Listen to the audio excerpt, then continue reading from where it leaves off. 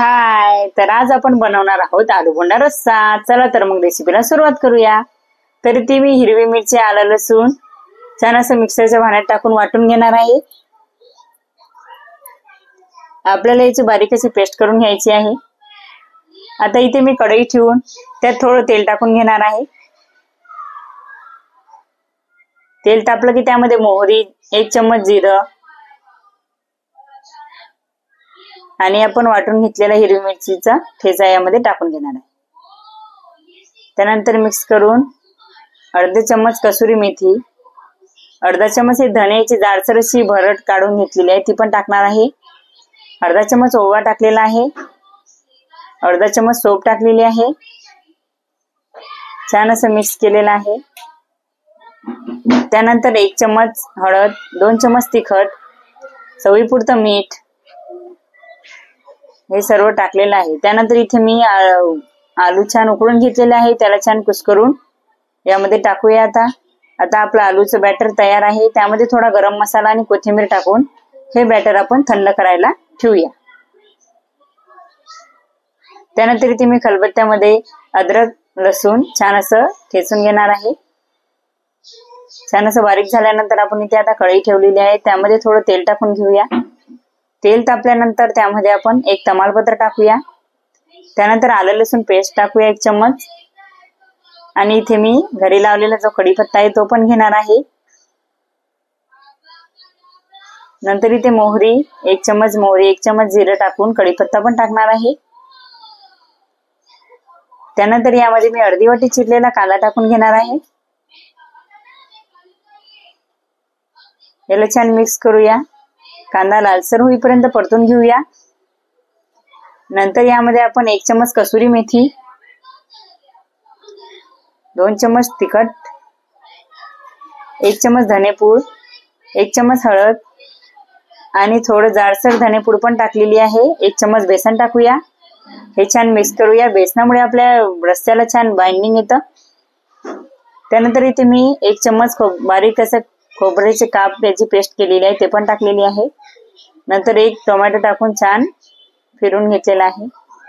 तर इथे मी चणे भिजत घातलेले होते, त्याला छान बांधून ठेवलेलं होतं, त्यामुळे चण्याला छान कोमळ आलेले आहे। तर हे सर्व चणे मी बॉईल करून घेतलेले आहे, ते पण यामध्ये टाकूया। चणे आणि रस्सा टाकून छान असं मिक्स करूया सगळं आणि मी कुकर मधलं सर्व पाणी यामध्ये ऍड केलेलं आहे। आता चवीनुसार मीठ टाकूया आणि 5 मिनिटं झाकण ठेवून याला छान उकळी येऊ दे। तर बघा आपल्याला चण्याचा रस्सा इथे तयार झालेला आहे। त्यामध्ये आता मी थोडा अर्धा चम्मच गरम मसाला टाकणार आहे, कोथिंबीर टाकून घेणार आहे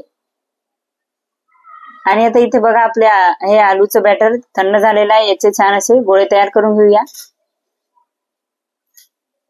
तर अशा प्रकारे मी छान छोटे छोटे गोळे तयार करून घेतलेले आहे।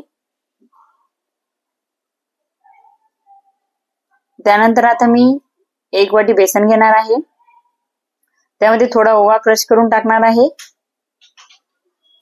1 चिमट मी इथे सोडा टाकणार आहे, चवीपुरतं मीठ, थोडी किंचितशी हळद टाकून याला छान मिक्स करून थोडं थोडं पाणी घालून याला छान बॅटर तयार करून घ्यायचं आहे।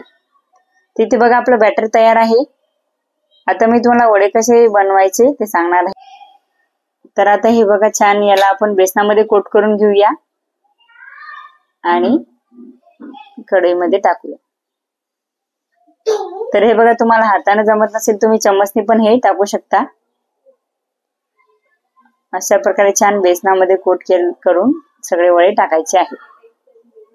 नंतर याला आपल्याला थोडं तेल वरनं उडून असे वडे तयार करून घ्यायचे आहे, तळून घ्यायचे आहे।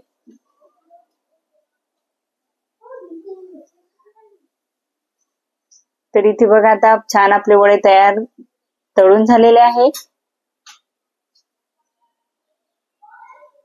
एका डिश मध्ये आपण काढून घेऊया।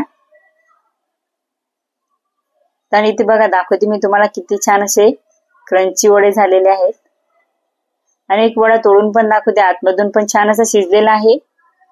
चला तर आपण याला आता सर्विंग बाउल मध्ये टाकूया।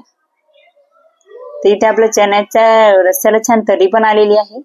तर इथे बघा असे 2 वडे मी असे तोडून घेतलेले आहे, त्यावर मी चणे टाकणार आहे, थोडा रस्सा टाकणार आहे आणि कांदा टाकून वरून शेव टाकून छान असं सर्व करूया.